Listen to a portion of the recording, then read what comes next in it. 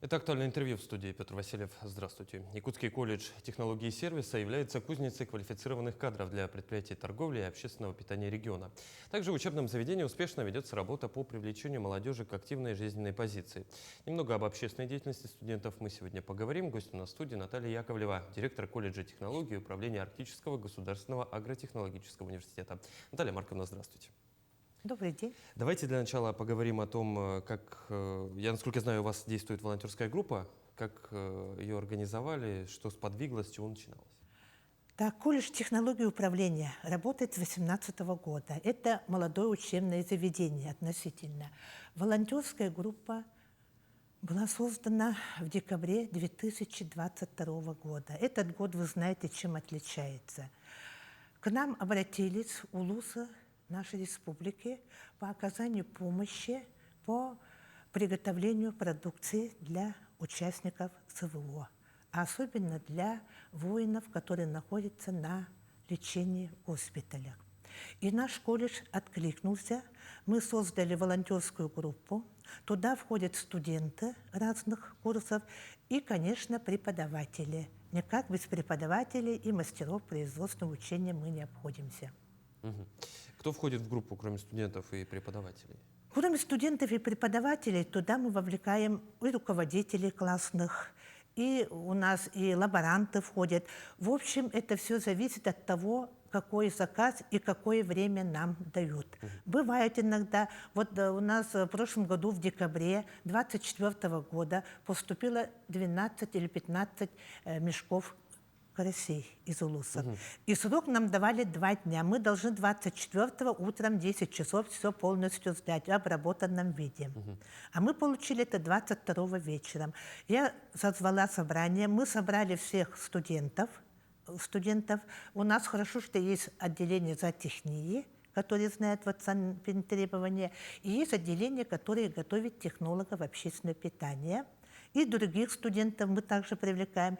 И весь преподавательский состав, 27 человек во главе со мной, мы стояли, все это размораживали, обрабатывали и все это успели в срок. Это не просто обработка, это удаление чешуи, удаление желчи, внутренностей. Потом отдельно каждую рыбу мы заворачиваем, замораживаем, потом только упаковываем по требованиям санэпиднадзора. То есть я понимаю, требование было, точнее задача была, собственно, поставить уже непосредственно чищенные, готовые практически. Да, какие требования, мы так и работаем, и сроки сжатые. Иногда бывает очень спокойно, 5 дней дают, 6 дней дают, а иногда сроки бывают сжатые. Это зависит от того, рейсы какие, когда.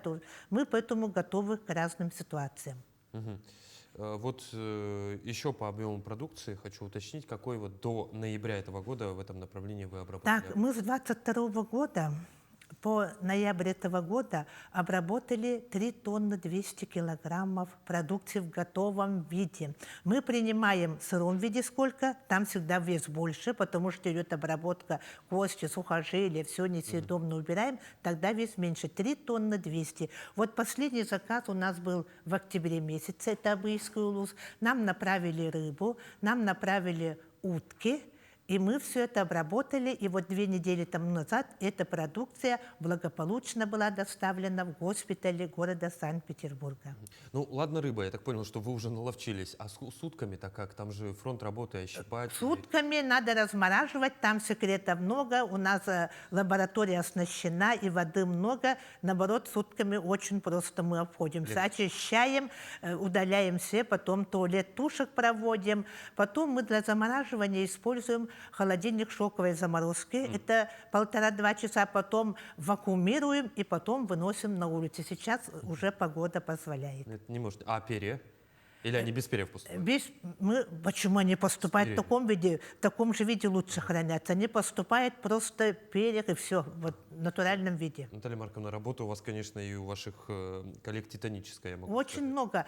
У нас студенты многому научились, потому что преподаватели, мастера научились, и даже родители удивляются. Наши дети теперь умеют чистить и уток, и гусей, и рыбу, которые дома еще это не делали. А, кстати, как сами студенты реагируют?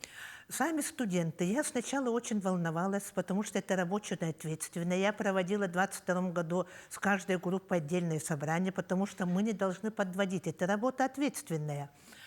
И студенты, надо сказать, очень хорошо откликаются. Это все проводится в неурочное время. Мы уроки проводим. Это после обеда. Иногда мы стоим до 11 работаем, иногда с 6 утра работаем, смотря как заказы. И наравне с ними всегда работают наши неутомимые преподаватели. Я хотела бы особенно отметить Собрайкину Любовь Николаевну, Тавского Мирослава Михайловича, Трофимову Анастасию Валерьевну и других. Они вообще не отходят от нашей лаборатории. Они полностью руководят работой студентов от и до. И студенты сами проводят приемку, оформляют, и студенты сами акт отпуска тоже делают. Это даже в будущей работе они получают очень много дополнительных знаний. Теперь они, что такое подотчет, материально ответственное, знают очень хорошо. То есть вы, получается, совместили волонтерскую деятельность и получение практических навыков вот здесь, Очень хорошие грубо говоря, в навыки. период обучения. Да, это Они же вопрос безотрывно. хранения, упаковки. Это все делается по санпину, а не как я хочу. Это и у нас хорошо, что вот лаборатория оснащена и холодильником шоковой заморозки, и вакууматором, вот аппарат по вакуумированию. И есть у нас пара конвектоавтомата, когда нужно нам печь, вот, допустим, котлеты, пирожки и так далее, мы отправляем. Это все у нас очень хорошо оснащено. Я хотела бы даже отметить,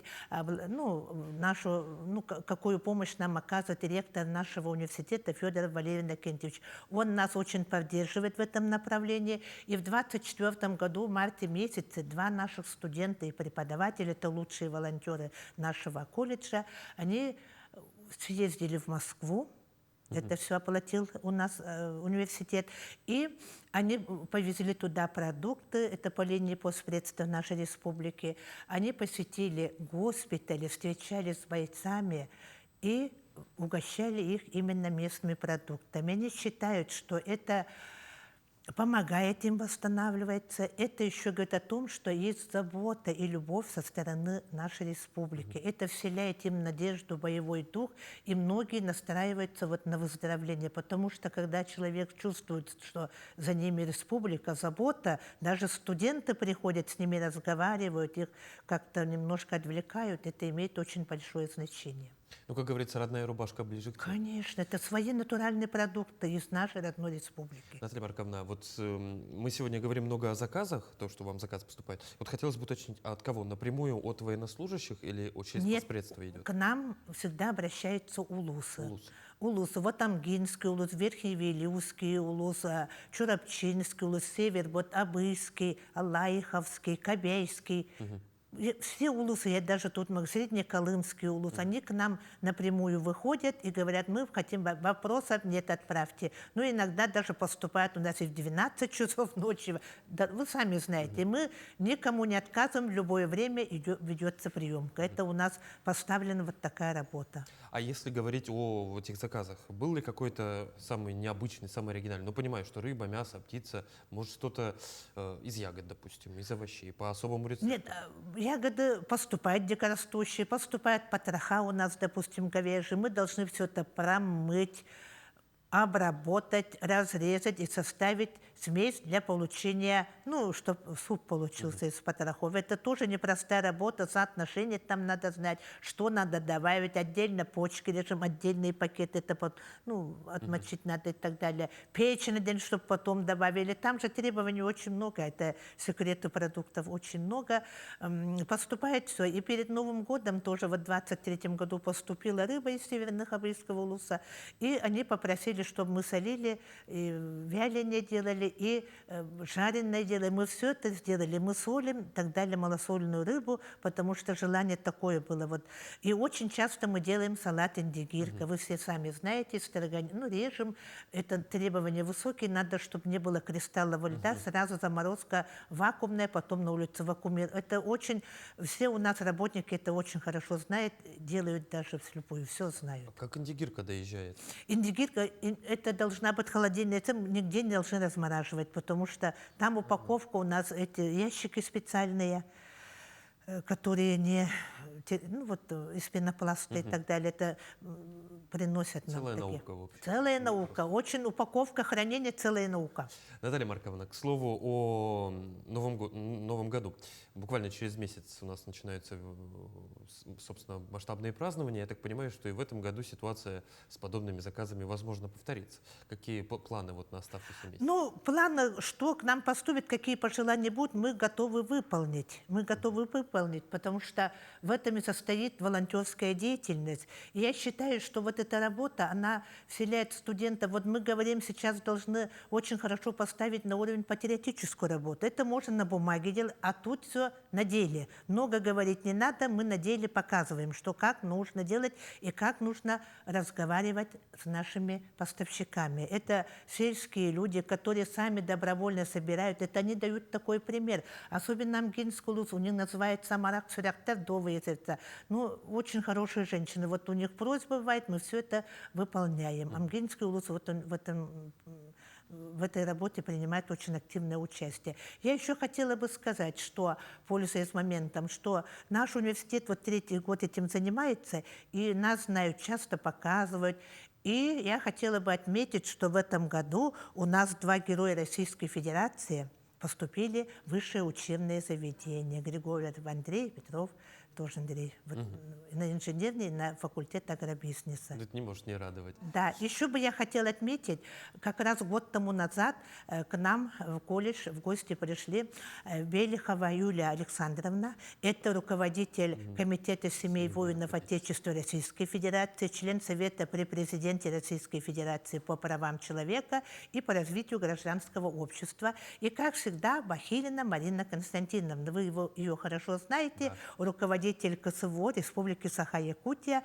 Нужно сказать, что Марина Константиновна не праздно всегда нас посещает. Очень часто в этот год, 3-4 раза это постоянно. Мы с ней планируем будущие работы, по ее рекомендации кое-какие продукты делаем, изготавливаем. И она непосредственно проводит мастер-класс сама. И вот мы в марте 2024 года проводили мастер-класс по приготовлению котлет из карасей. Сразу вот обжаренные. Ну, это очень интересно, котлеты из карасей. Сама Марина Константиновна проводила мастер-класс. И в прошлом году, вот год назад, когда Белихова и Юлия Александровна с ней были, они непосредственно, вот там была тема приготовления полуфабрикатов из говядины. Там была котлетная масса, гуляш, бифштекс и так далее. И они прямо сами, себе не знаю, начали участвовать в разделке, потому что Юлия Александровна потом говорит, у вас там какая-то аура, какая-то это. Какая-то атмосфера, Прямо да? мы сами захотели участвовать. Даже у нас и фотографии, видео, все это сохранилось. Наталья Марковна, давайте завершим наше с вами интервью на такой хорошей, позитивной ноте. На год грядущий какие-то планы планируются? Может, расширить? Ну, мы можем расширить ассортимент, потому что сейчас мы видео получаем из госпиталя, что им надо, их пожелания, что-то немножко, потому что сырье-то нам натуральное поступает, и наша главная задача — сохранить натуральный вкус, запах, особо не применяя никаких специй, чтобы они почувствовали вкус жеребятины, вкус белой рыбы, вкус карасей. Мы расширим ассортимент еще в этом плане. И порционные даже можем делать, чтобы там они меньше занимались. Наталья Марковна, спасибо вам и за интервью, и за ту работу, которую вы, ваши коллеги, ваши студенты делают на благо нашей республики, на благо нашей Родины, конечно, в поддержку участников специальной военной операции. Ну, Спасибо. это наша обязанность. В единении наша сила. Мы должны все единиться, чтобы победа была за нами. Абсолютно с вами согласен. Благодарю вас за интервью. Спасибо, что ответили на наши вопросы. Спасибо. Это было актуальное интервью. До встречи.